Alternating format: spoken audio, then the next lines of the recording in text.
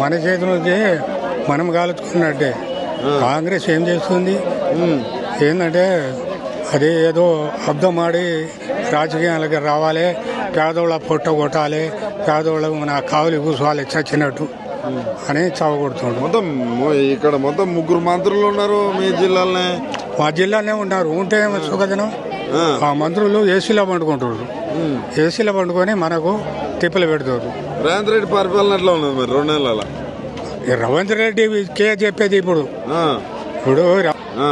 ఏది పాపం రైతులు తిప్పలు పడి చస్తుర్రు.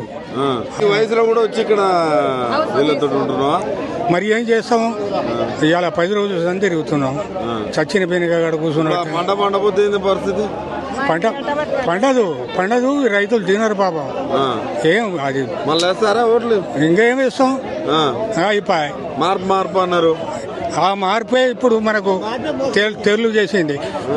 ఆయన పాపం చెప్పిండు గో మోసపోబు కాగిరిరా గోసపడతారని చెప్పిండు. ఆయన చెప్తే మార్పు అని వీళ్ళే ఎవరు చెప్పారు? కేసీఆర్ చెప్పిండు. చెప్పిన మాట ప్రజలు ఇల్లే మార్పు అంటే రేవంత్ రెడ్డి ఎట్ట ఉంటాడు. ఈసారి రామను చూద్దాం అంతేనా? ఇప్పుడు ఈ సర్పంచ్ ఎలక్షన్లైనా రామను చూద్దాం. అంతేనా? రాలేడు.